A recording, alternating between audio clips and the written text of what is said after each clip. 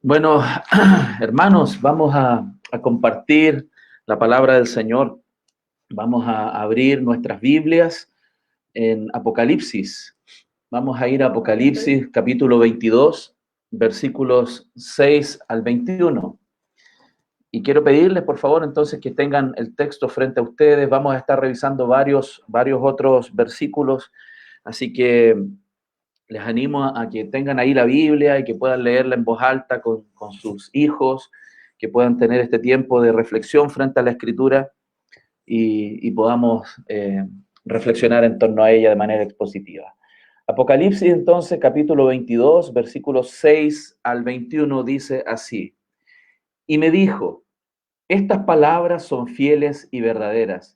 Y el Señor, el Dios de los espíritus de los profetas, ha enviado su ángel para mostrar a sus siervos las cosas que deben suceder pronto.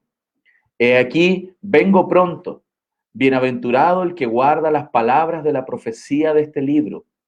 Yo, Juan, soy el que oyó y vio estas cosas. Y después que las hube oído y visto, me postré para adorar a los pies del ángel que me mostraba estas cosas. Pero él me dijo, mira, no lo hagas, porque yo soy consiervo tuyo, de tus hermanos los profetas y de los que guardan las palabras de este libro. Adora a Dios. Y me dijo, no selles las palabras de la profecía de este libro, porque el tiempo está cerca. El que es injusto, sea injusto todavía. El que es inmundo, sea inmundo todavía. Y el que es justo, practique la justicia todavía. Y el que es santo, santifíquese todavía. He aquí yo vengo pronto, y mi galardón conmigo, para recompensar a cada uno según sea su obra. Yo soy el alfa y la omega, el principio y el fin, el primero y el último. Bienaventurados los que lavan sus ropas para tener derecho al árbol de la vida y para entrar por las puertas en la ciudad. Mas los perros estarán fuera, y los hechiceros, los fornicarios, los homicidas, los idólatras y todo aquel que ama y hace mentira. Yo, Jesús, he enviado mi ángel para daros testimonio de estas cosas en las iglesias. Yo soy la raíz y el linaje de David, la estrella resplandeciente de la mañana. Y el espíritu y la esposa dicen, ven. Y el que oye, diga, ven. Y el que tiene sed, venga. Y el que quiera, tome del agua de la vida gratuitamente. Yo testifico a todo aquel que oye las palabras de la profecía de este libro. Si alguno añadiere a estas cosas, Dios traerá sobre él las plagas que están escritas en el libro.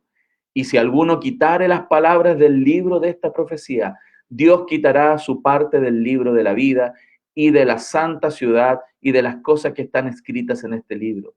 El que da testimonio de estas cosas dice, ciertamente vengo en breve. Amén. Sí, ven, Señor Jesús. La gracia de nuestro Señor Jesucristo sea con todos vosotros. Amén. Esta es la palabra del Señor. Y quiero compartir, como les decía, hermanos, este texto y he puesto como título a este sermón, los desafíos para los ciudadanos de la ciudad santa del cielo. Y me refiero a que aquellos que han nacido de nuevo, ya tenemos una ciudadanía ahí arriba en los cielos, es en esa nueva patria, en esa nueva ciudad que el Señor está preparando para aquellos que le aman. Pero todavía no estamos en ese lugar, tenemos desafíos para estar en ese lugar. Y de verdad que este texto nos va a traer, espero, en esta mañana mucha luz respecto de lo que hoy día estamos viviendo y cómo tenemos que enfrentar estos eventos que son apocalípticos. Y para introducir este tema, quiero referirme a esta idea de apocalipsis, porque cuando una persona escucha el nombre apocalipsis, ¿no? Generalmente pensamos en destrucción, en caos. De hecho, la mayoría de las personas cuando piensan en apocalipsis están pensando en destrucción, en caos, en guerras, en rumores de guerras, etcétera. Y generalmente las personas justifican esto como un temor porque generalmente lo asocian el nombre apocalipsis con una tragedia. De hecho, hay películas que se llaman así. Recuerdo una película de guerra que se llamaba Apocalipsis Ahora, que tenía relación con una guerra espantosa, ¿no? Pero cuando entendemos bien el propósito por el cual Dios nos entrega las escrituras, y en particular el libro de Apocalipsis, que en realidad significa revelaciones, nos daremos cuenta, hermanos queridos, que el mensaje es claro y esperanzador. porque la esencia de este libro es mostrarnos que la historia no está a la deriva. La historia en la cual todos nosotros somos partícipes no es una historia que está sucediendo sin control, sino que es una historia claramente no es cíclica, sino que apunta a una consumación de todos los tiempos determinada por Dios. Hermanos queridos, cuando entendemos bien el propósito de Apocalipsis, nos vamos a dar cuenta que este mensaje está lleno de esperanza. Dios, hermanos queridos, nuestro Dios está ya en el futuro. Nuestro Dios ya decidió el futuro. Nuestro Dios determinó el futuro. Y el futuro, hermanos, anuncia la victoria total de Cristo y la victoria total de su iglesia. Por eso, hermanos, Apocalipsis es muy esperanzador. Apocalipsis, por ejemplo, si usted mira y me acompaña a Apocalipsis capítulo 1, versículos del 1 al 3, por favor, abra ahí su Biblia, en los primeros 3 versículos de Apocalipsis 1, cuando comienza esta revelación dada por el ángel del Señor al apóstol Juan en los últimos tiempos de su vida, dice así Apocalipsis 1, la revelación de Jesucristo, que Dios le dio para manifestar a sus siervos las cosas que deben suceder pronto, y las declaró enviándola por medio de su ángel a su siervo Juan, que ha dado testimonio de la palabra de Dios y del testimonio de Jesucristo y de todas las cosas que ha visto. Bienaventurado el que lee y los que oyen las palabras de esta profecía y guardan las cosas las cosas que en ella escritas, porque el tiempo está cerca. El apóstol Juan también hace referencia a esta historia de una consumación de los tiempos. Dice en 1 Corintios 15:25, porque preciso es que el que reine que él reine hasta que haya puesto a todos sus enemigos debajo de sus pies. Hermanos queridos, aunque el mal está aumentando mucho, aunque sigue aumentando el caos en el mundo, incluso en algunas partes de este mundo, la iglesia está siendo perseguida y masacrada, hermanos, en algunos lugares, la victoria no es para el mundo. El mundo no va a vencer, Satanás no va a vencer. Apocalipsis proclama con autoridad que la victoria es de Cristo y la victoria también es de su iglesia. Por eso, hermanos, Apocalipsis significa en realidad revelación, revelación de una doctrina y de una esperanza final para los hijos de Dios, donde el Señor va a venir en gloria y majestad y nosotros reinaremos por siempre con Él. Por eso, cuando miramos Apocalipsis y lo que acabamos de leer en los primeros versículos de Apocalipsis, y también es dicho en Apocalipsis 22, que las cosas que aquí se describen no es que haya una probabilidad de que sucedan. En realidad, como dice Apocalipsis, son cosas que están determinadas por Dios para que sucedan. Y eso debe ser, por lo tanto, súper esperanzador para nosotros los hijos de Dios. Porque tenemos que tener claro, y como lo vamos a ver aquí en estos versículos de Apocalipsis 22, el cielo es más que nuestro destino, hermanos. El cielo es nuestra motivación para hacer todo lo que hoy día hacemos. Vamos a darnos cuenta que este conocimiento que tenemos del cielo va a cambiar nuestras vidas ahora. La visión de esta ciudad celestial debe ser el motivo por el cual nuestro corazón se alienta, como también fue aliento para los patriarcas en el Antiguo Testamento. Si usted me acompaña, por favor, a Hebreos capítulo 11, versículos 11, 13 y hasta el 16, podemos ver cómo ahí aquellos que tenían la promesa de Dios en el Evangelio tenían esta esperanza gloriosa. Por favor, abra ahí su Biblia en Hebreos capítulo 11. Tómese ese tiempo ahí para abrirlo bien. Téngalo frente a usted, Hebreos 11, versículo 11, el capítulo 11, versículo 11, versículos 13 al 16 también. Vamos a leer el 11 y el 13 hasta el 16 del capítulo 11. Dice así, por la fe también la misma Sara, siendo estéril, recibió fuerza para concebir. ¿Por qué recibió fuerza? Por la fe. Y dio a luz aún fuera de tiempo de la edad, porque creyó que era fiel quien lo había prometido. O sea, la fuerza de Sara para poder enfrentar la vida que estaba viviendo y los desafíos que la vida le ponían, era la fe que él tenía en las promesas de Dios, que ella tenía en las promesas de Dios. Y del versículo 13 al 16 dice, conforme a la fe, murieron todos estos sin haber recibido lo prometido, sino mirándolo de lejos y creyéndolo y saludándolo y confesando que eran extranjeros y peregrinos sobre la tierra. Porque los que esto dicen claramente dan a entender que buscan una patria, pues si hubiesen estado pensando en aquella de donde salieron, ciertamente tenían tiempo de volver, pero anhelaban una mejor, esto es, celestial, por lo cual Dios no se avergüenza de llamarse Dios de ellos, porque les ha preparado una ciudad. Por eso, hermanos, el cielo, como decía, es más que nuestro destino, es nuestra esperanza, la esperanza gloriosa de los hijos de Dios. La garantía del cielo, hermanos, entonces, no debe conducirnos a un descuido espiritual.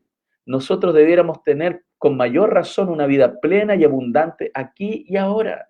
Y este texto, hermanos, por supuesto, nos va a presentar desafíos de cómo la iglesia tiene que enfrentar, y en particular estos últimos tiempos, donde todo está confluyendo hasta la venida de nuestro Señor.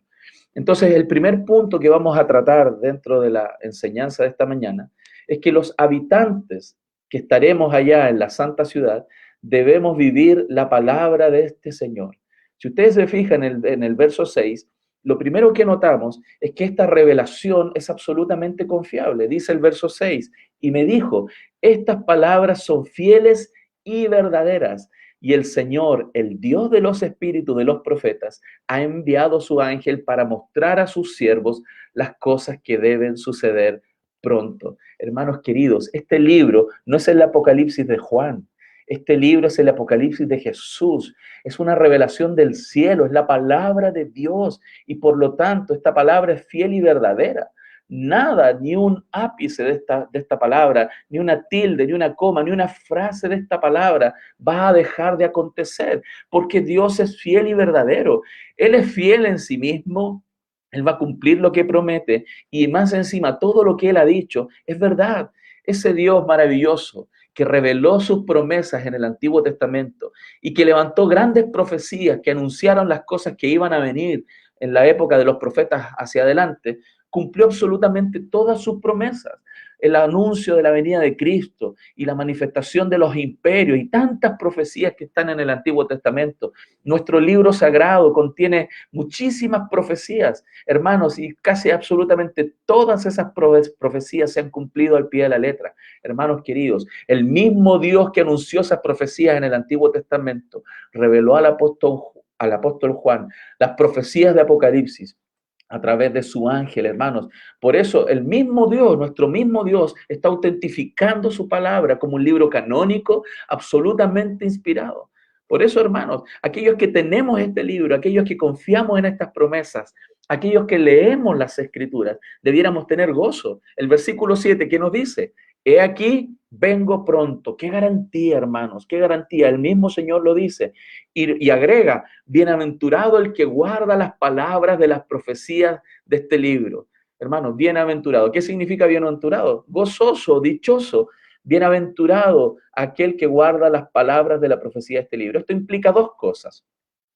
Que aquella persona que tiene esta palabra, que es hijo del Señor, acepta el contenido de las Escrituras como algo legítimo, algo que no va a cambiar, algo que él no puede cambiar, y por supuesto, él no va a aceptar que nada sea agregado a este contenido porque esta palabra es íntegra, es fiel y es verdadera. Pero hay un segundo lugar, hay un segundo aspecto respecto de esta idea de guardar la palabra. Significa que aquel que cree en esta palabra la va a obedecer, va a practicarla, la va a observar, porque esta persona considera el valor que tiene este texto, que no son las palabras de solo una buena persona, que no son las palabras de un maestro que tenemos que dignificar, son las palabras del Dios Altísimo, aquel que convoca el cosmos, aquel que lleva la historia a un clímax final, donde veremos la victoria de Cristo y veremos la victoria de la iglesia.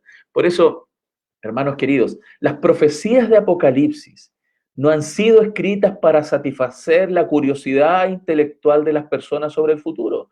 No es para simplemente dar tranquilidad y un cierto sentido de dirección a los curiosos. Las profecías de Apocalipsis, hermanos queridos, fueron escritas para que la iglesia pueda vivir, hermanos, dentro de la voluntad de Dios y no se debía ni a la diestra ni a la siniestra, no se escape, no se aparte de los caminos del Señor.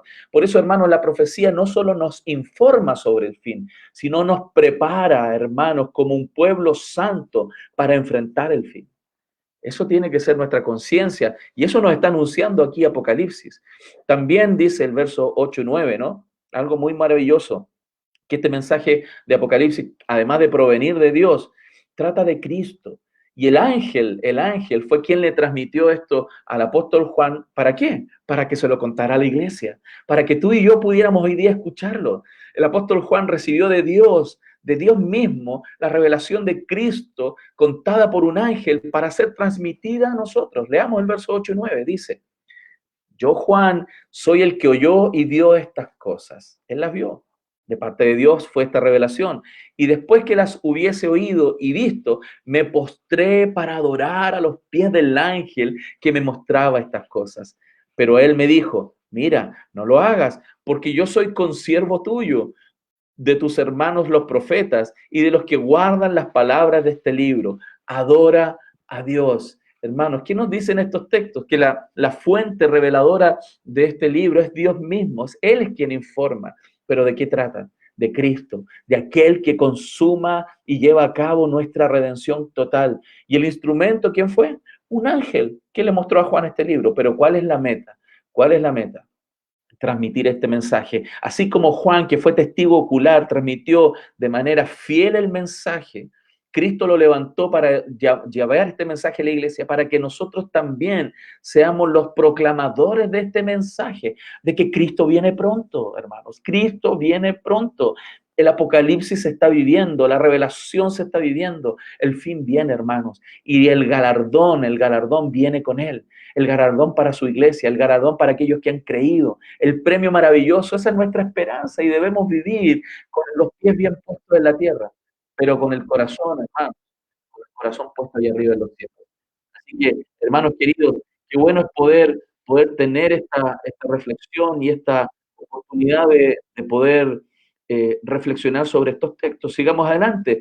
Por lo tanto, este mensaje no tiene que ser sellado, lo dice el verso 10. Y me dijo: no sellen las palabras de la profecía de este libro, porque el tiempo está cerca. No sé si usted lo sabe, pero en el libro de Daniel, cuando Dios le da profecías a Daniel y están escritas en el libro de Daniel, él recibió la información, el mandato de sellar el libro de la profecía hasta el final. Sin embargo, a Juan se le da un mensaje distinto. A Juan se le ordenó no sellar el libro de las palabras de la profecía. ¿Por qué? Porque la venida está cerca. En la época de Daniel estaba muy distante, tenía que ser sellado, pero para la revelación que proclama la iglesia, el mensaje está abierto, está siendo proclamado, el mensaje de la victoria de Cristo necesita ser publicado, anunciado y predicado por todo el mundo, hermanos. Por eso, hermanos, este mensaje tiene que mantenerse intacto. Vea por favor el verso 18 y 19. Yo testifico a todo aquel que oye las palabras de la profecía de este libro. Si alguno añadiere a estas cosas, Dios traerá sobre él las plagas que están escritas en este libro. Y si alguno quitare las palabras del libro de esta profecía, Dios quitará su parte del libro de la vida y de la santa ciudad y de las cosas que están escritas en este libro. Hermanos, los liberales han distorsionado la palabra. Ellos quieren negar el poder divino, el origen divino de las escrituras, van a negar el carácter santo e inspirado de este libro, hermanos. Y los místicos, los misticistas le agregan cosas que Dios no ha dicho. Nosotros tenemos que mantenernos firmes en la verdad de Dios. Gálatas 1:8 dice: mas si aún nosotros o un ángel del cielo os anunciare otro evangelio diferente del que hemos anunciado, sea anatema. Por eso, hermanos queridos, los habitantes de la ciudad santa, aquellos que estaremos en esa ciudad, tenemos que vivir bajo los mandatos y las palabras del Señor. Tenemos que ser obedientes a la palabra del Señor, porque su palabra es fiel y verdadera. Pero además de eso, hay un segundo desafío. El segundo punto es que los habitantes de esta santa ciudad deben estar preparados, hermanos. Tenemos que prepararnos. Tenemos que prepararnos para el juicio del Señor. Hermanos, el Señor viene a juzgar la tierra. Apocalipsis 9 habla de que el Señor viene a juzgar incluso a aquellos que destruyen la tierra. El Señor viene a juzgar. ¿Qué dice el verso 12? He aquí, yo vengo pronto, y mi galardón conmigo, para recompensar a cada uno según sea su obra. Hermanos, el Señor viene a juzgar. Él viene a juzgar, Él trae premio, por supuesto, Él viene a pagar a cada uno por sus obras. Jesús, quien es el Señor, quien está sentado a la diestra del Padre, va a juzgar según sus obras. De hecho, si usted puede, anótelo ahí, anote Mateo 25 del 31 al 46, muestra cómo el Señor va a juzgar a las naciones, a estas naciones que hoy día están de rodillas ante la realidad y la debilidad que tiene el ser humano, que se han tenido que dar cuenta, a pesar de su propia soberbia, de que ni una tecnología y todos los adelantos que tenemos nos permite resguardarnos de esto. Como decía en un devocional hace un rato, hace un día atrás, el año pasado, un senador de la República orgullosamente y soberbiamente decía que la ciencia nos iba a dar la vida eterna, que la ciencia, el avance científico en el Congreso futuro lo dijo, que la ciencia nos iba a dar la vida eterna, queriendo robar la gloria que tiene el Señor, porque el único que puede dar vida eterna es nuestro Señor Jesucristo. Nadie más puede dar vida eterna. La ciencia, la capacidad humana no logra dar vida eterna.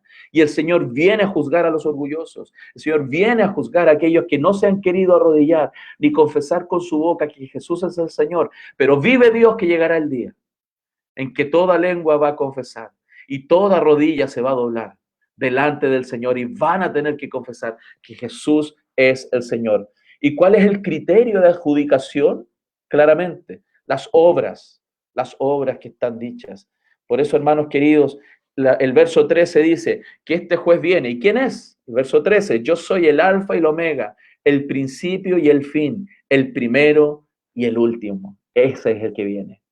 Él es el que viene, el principio y el final, aquel que lo sabe todo, aquel que ha estado en el principio y que ya está en el final, el Padre de la eternidad, el origen de todas las cosas, la consumación de todas las cosas, aquel que es dueño. Hermanos queridos, la Biblia dice de Él, por medio de Él y para Él son todas las cosas. Y saben, hermanos, nadie se va a escapar de ese día, absolutamente nadie. El verso 16 y 17 de Apocalipsis 6. Por favor, acompáñeme a la Biblia, busque Apocalipsis capítulo 6. Búsquelo ahí. Le doy ese tiempo para que usted lo vea. Apocalipsis capítulo 6. Mientras yo tomo un poquito de agua. Apocalipsis 6, versos 16 y 17. Dice así. Y decían a los montes, las personas que van a ver la venida del Señor, y decían a los montes y a las peñas, caed sobre nosotros y escondernos del rostro de aquel que está sentado sobre el trono y de la ira del Cordero, porque el gran día de su ira ha llegado. ¿Y quién podrá sostenerse en pie? El Señor ya no vendrá como un cordero. El Señor no será el cordero que vino a quitar el pecado del mundo, humilde, que se humilló, que sufrió esa cruz, que fue escupido, que fue humillado. Él ya no vendrá como un cordero, vendrá como el león de Judá, como el rey de reyes, cabalgando como el jinete del caballo blanco, que tiene escrito en el muslo que Él es el verbo, Él es fiel y verdadero. Él vendrá a juzgar y la gente va a pedir ayuda, misericordia, mas ya no será el tiempo, hermano, ya no será tiempo. Por eso el criterio de este Señor que viene a juzgar no van a ser simplemente el que yo me haya creído de buenas obras, el que yo haya intentado tener buenas obras, sino aquellos que han sido lavados por la sangre, aquellos que han sido lavadas sus ropas por la gracia de Cristo. El verso 14 dice, bienaventurados los que lavan sus ropas para tener derecho al árbol de la vida y para entrar por las puertas de esa ciudad. Hermanos queridos, los santos no son solo por buenas obras, sino por la sangre del Cordero. La sangre del Cordero es la que nos lleva a la vida eterna. Pero aquellos que han sido lavados por la sangre practican y viven las buenas obras. Apocalipsis 7:14 dice, yo le dije, Señor, tú lo sabes. Y él me dijo, estos son los que han salido de la gran tribulación y han lavado sus ropas y las han emblanquecido en la sangre del Cordero. ¿Quiénes van a pasar la gran tribulación? ¿Quiénes van a salir victoriosos de la gran tribulación de estos últimos tiempos? Aquellos que han lavado sus ropas y las han emblanquecido en la sangre del Cordero, nuestro Señor Jesucristo. Aquellos que han sido lavados, hermanos, vamos a permanecer de pie para la gloria de Dios hasta el día de su venida. Por eso, hermanos queridos, Estas personas que entrarán a la Nueva Jerusalén, a esta santa ciudad, serán, hermanos queridos, aquellos que han sido lavados por Cristo y no por sus buenas obras. Hermanos, por eso lo que nos está enseñando este texto es que nuestras buenas obras no nos llevan al cielo, pero somos nosotros quienes vamos al cielo, quienes llevamos nuestras buenas obras. Llevamos nuestras buenas obras como testimonio de gratitud, como testimonio de haber recibido la salvación. Si usted lee, por favor, en Apocalipsis 14, verso 13, nos muestra algo maravilloso. Abra su Biblia ahí, por favor, Apocalipsis 14, 13. Y repito esta idea, o sea, nuestras buenas obras no nos llevan al cielo.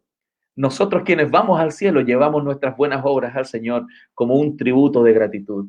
Apocalipsis 14, 13 dice, y oí una voz que desde el cielo me decía, escribe, bienaventurados o dichosos de aquí en adelante los muertos que mueren en el Señor. Hermanos, si nos toca morir pronto, seremos dichosos porque hemos muerto en el Señor. Sí, dice el Espíritu, descansarán de sus trabajos porque sus obras con ellos siguen.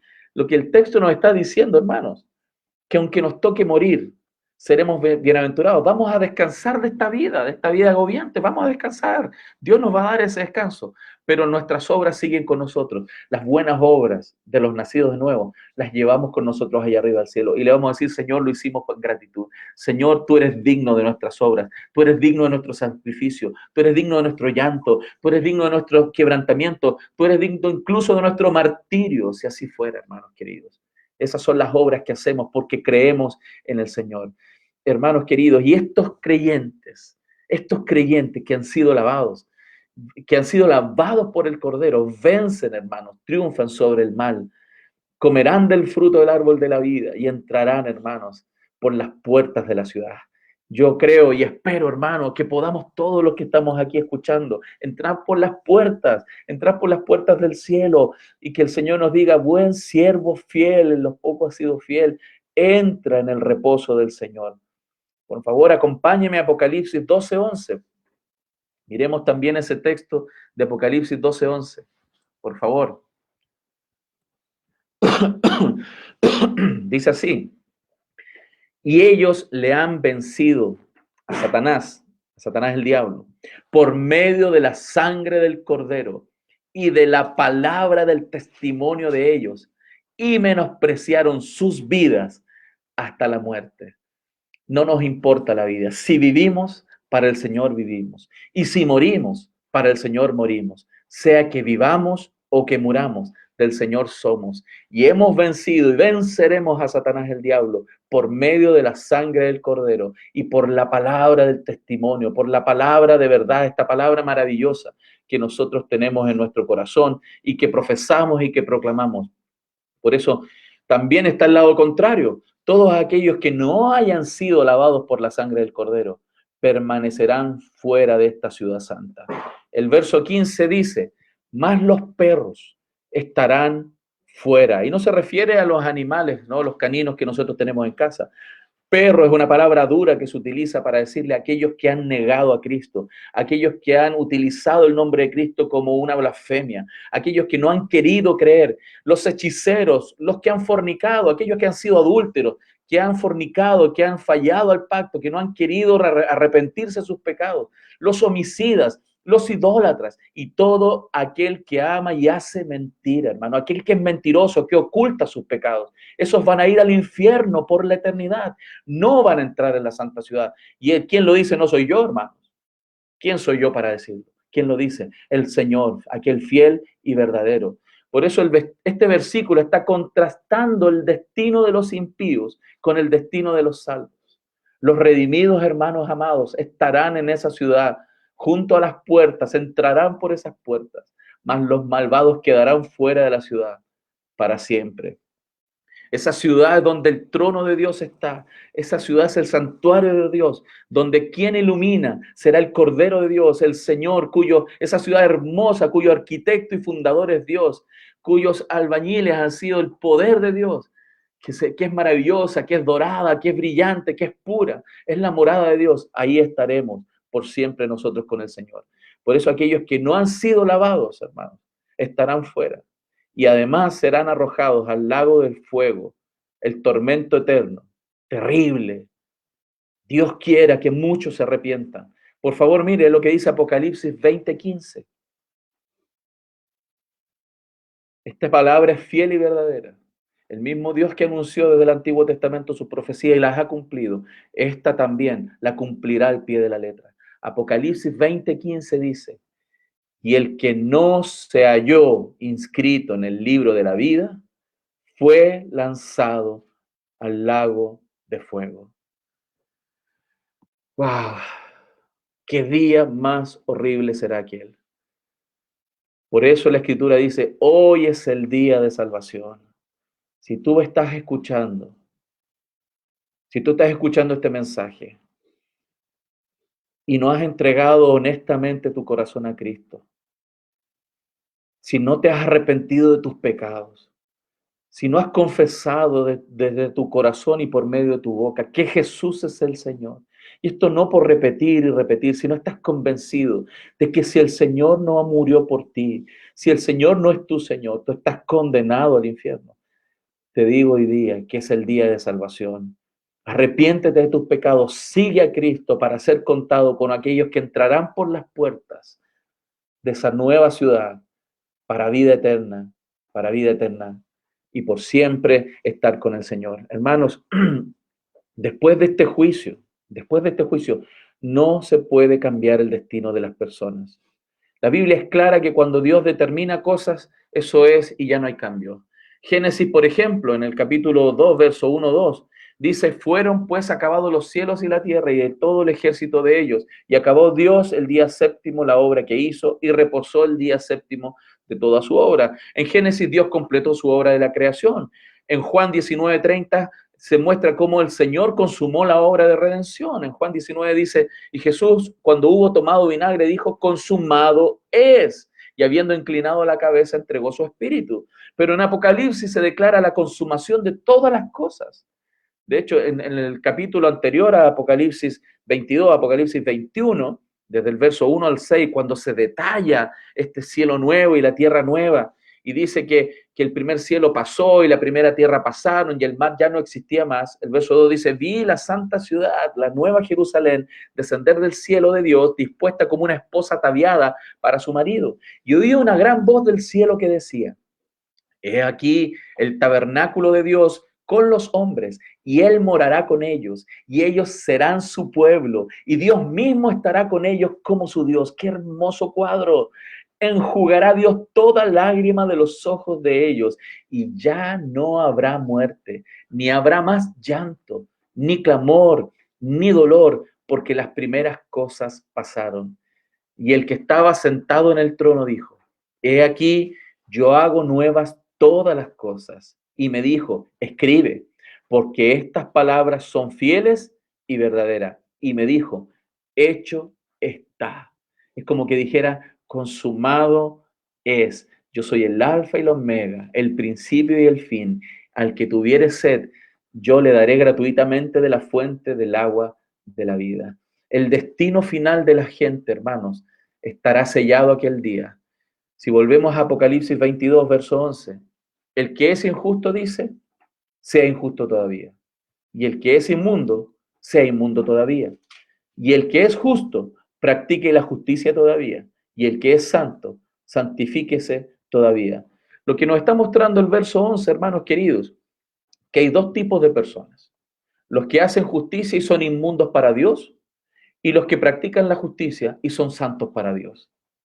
Estas palabras nos están dando, por supuesto, lo definitivo del destino de las personas, que no se puede cambiar. O sea, lo que es en ese minuto va a ser para siempre. Ya no habrá más arrepentimiento, ni tampoco más apostasía. Los que fueron santos serán santos para siempre, y los que fueron inmundos serán inmundos para siempre. El juicio es el final y anuncia el estado permanente para los impíos y el estado permanente también para los que han sido sellados por la sangre del Cordero. Por eso, habrá un tiempo, hermanos, como decía hace unos minutos atrás, en que será demasiado tarde para el arrepentimiento. Las personas que se negaron a escuchar y obedecer, aquellos que aman más sus pecados que la gracia de Cristo. Aquellos que dicen, no, eso es para los fanáticos. Aquellos que dicen, no, eso es para ti, tu mujer loca, fanática, canuta. O tu hombre fanático, canuto. Aquellos que dijeron ese día, eso, ya no tendrán más oportunidades. Por eso vuelvo a repetir, hoy es el día de salvación. Tú que eres joven adolescente y que quizás estás cuestionando la fe de tus padres, o tú que eres un hombre impío o una mujer impía que no quiere entregarse a la vida de Cristo. Y no estamos diciendo que los cristianos somos perfectos, sino que hemos sido simplemente perdonados por la gracia y queremos honrar al Señor con nuestras vidas. Pero si tú no crees en Jesús, yo te invito a que hoy día lo hagas, porque llegará el día, y es más pronto que tarde. Esto está más cerca que nunca. Llegará el día donde la misericordia ya no será extendida nunca, nunca más. Y como tercer punto de este sermón, hermanos queridos, nos enseña también que estos habitantes, aquellos habitantes que serán quienes recibirán esta ciudad y quienes estarán en esta ciudad, mientras no estemos ahí, debemos esperar con todo nuestro corazón esa venida del Señor. El Señor nos lo dice, Él se identifica en estos textos. El verso 13 dice que Él es el alfa y el omega, Él es el principio y el fin, el primero y el último. El verso 16 dice, yo Jesús he enviado mi ángel para daros testimonio de estas cosas en las iglesias. Nos está diciendo a nosotros, yo soy la raíz y el linaje de David, la estrella resplandeciente de la mañana. El Señor nos está anunciando, hermanos queridos, que viene un nuevo amanecer, viene una esperanza. Hoy día el mundo se está oscureciendo, se está perdiendo, pero el Señor nos está anunciando, el lucero de la mañana nos está anunciando que esta vida que estamos viviendo es un preludio, hermanos, de la vida real del mundo venidero. El Señor nos está anunciando que Él viene pronto. Y de hecho, si ustedes miran ahí el capítulo 22, verso 7, verso 12 y verso 20, dice, he aquí vengo pronto, verso 7, bienaventurado el que guarda las palabras. Verso 12, he aquí yo vengo pronto y mi galardón conmigo. Y el verso 20 vuelve a decirnos, ciertamente vengo en breve. Amén, sí ven, Señor Jesús. Jesús es el novio de la iglesia y se comprometió a amarla a pesar de que esta novia es imperfecta. Él pagó el dote, el dinero allá en esa cruz. Somos la iglesia, somos la novia y nos tenemos que preparar para vestirnos. Pronto se escuchará el sonido de la trompeta y donde se recogerá a la novia. Él viene pronto, hermanos queridos. Él prometió volver pronto. A pesar de que hay algunos que dicen, bueno, han pasado 2000 años, todavía no ha regresado. ¿Por qué? ¿Por qué dices que va a venir? No ha pasado demasiado tiempo. ¿Saben qué? El apóstol Pedro responde esto. Por favor, vamos a 2 de Pedro, versículo 9, capítulo 3. En 2 de Pedro, capítulo 3, verso 9. Nos muestra la respuesta que nos da la Escritura a aquellos que dicen, si tanto tiempo ha pasado y vienen predicando que Cristo viene y que se ha demorado tanto, pero el Señor responde en 2 de Pedro, capítulo 3, verso 9. El Señor no retarda su promesa. El Señor, el mismo Señor que ha cumplido siempre su palabra, no retarda su promesa, según algunos la tienen por tardanza, sino que es paciente para con nosotros, no queriendo que ninguno perezca, sino que todos procedan al arrepentimiento. Paciente con aquellos que el Señor ha elegido. El Señor está esperando. Por eso dice nosotros, los creyentes. Y hay creyentes, hay ovejas perdidas en el mundo todavía que no han llegado a los pies. Y por eso seguimos proclamando Cristo viene. Y a pesar de que algunos tengan esta promesa por tardanza, el Señor explica por qué. Porque el Señor es paciente. Te está esperando para que te arrepientas, para que dejes tu mundo caído, para que dejes tu mundo de pecado, para que dejes tu mundo de vivir a tu manera y te acerques al Señor y vivas a la manera de Cristo, para que no seamos cristianos tibios, que el Señor vomitará de su boca, sino que seamos cristianos apasionados por el Señor y por su evangelio. La promesa, hermano, de la venida de Cristo, dice él mismo, que no va a tener demora, va a venir el día exacto que Él determinó y tenemos que vivirlo como si es hoy día mismo, como si el Señor viene, aunque nadie sabe el día ni la hora, como dice Mateo 24, ¿no? cada generación, hermanos, de la iglesia, cada uno de nosotros debe estar despierta y atento, velando y orando como si Él estuviera hoy día a las puertas, como si estuviéramos preparados para que el Señor nos golpee el corazón y nos diga, hijo, hija, vente ahora conmigo. ¿Cuántos esperan eso? Yo lo espero y anhelo con mi corazón que Él venga pronto. Por eso esta novia debe clamar ansiosamente que venga el novio. Miren lo que dice el verso 17, por favor. Léanlo conmigo, del capítulo 22. Y el espíritu y la esposa dicen, ven. ¿Qué tiene que hacer la esposa? La iglesia hoy día, decir, ven, gratuitamente. Por eso la novia de Cristo, debe tener grandes deseos, no tener una casa. La novia no debe querer tener una casa, no debe casarse con el esposo por tener casa. La esposa debe casarse por tener un esposo. Su corazón no está en las cosas, sino en su amado. Ella debe anhelar, por supuesto, las cosas que Él va a dar, pero más que anhelar las cosas que Él va a dar, debe anhelarlo a Él. Nosotros no anhelamos el paraíso, sino estar con nuestro amado. Ese debe ser el sentimiento de nuestro corazón, la convicción de nuestro corazón. Y el grito de la novia, el grito de la iglesia debe ser, ven Señor, Maranata, ven Señor. Esa debe ser también nuestra oración, hermanos queridos, todos los días hasta que el Señor venga, con mayor intensidad cuando sabemos que aquel día se acerca, hermanos queridos. Pero también, y con esto quiero ir terminando, el verso 17 al final dice que también la novia del Cordero debe insistir hacia los sedientos, hacia la gente que no le conoce, que vengan a Jesús. Y el que quiera, dice el verso 17, tome del agua de la vida gratuitamente. La iglesia entonces no solo espera al novio, hermanos, sino que también llama a los sedientos a conocer a su amado. La iglesia proclama que Jesús satisface. La iglesia proclama que Jesús es vida eterna, que es el agua de vida. Hermanos queridos, el mundo no es satisfactorio, solo Jesucristo puede satisfacer la sed y el anhelo y el deseo que tiene todo corazón, porque en Él hay vida eterna. Por eso, hermanos amados, como conclusión de este texto, podemos decir esta promesa maravillosa que el Señor da. Ciertamente vengo sin demora. ¿Y cuál debe ser nuestra oración? Amén. Ven, Señor Jesús. Por favor, vea los últimos dos versículos de la Biblia, Apocalipsis 22, versos 20 y 21. Dice así: el que da testimonio de estas cosas dice, el Señor hablando, ciertamente vengo en breve. Amén. Sí, ven. Este testimonio de Cristo y la proclamación de la iglesia que dice, sí, Señor, ven pronto. Nuestra ferviente oración, hermanos, debe ser de anhelo de la segunda venida. Y la bendición continúa y continuará. El verso 21 dice, la gracia de nuestro Señor Jesucristo sea con todos vosotros. Amén. Que la gracia del Señor, hermano, esté con nosotros todos los días, hasta el fin de los tiempos, hermanos. Espero que la palabra del Señor haya hablado a tu corazón. Vamos a orar.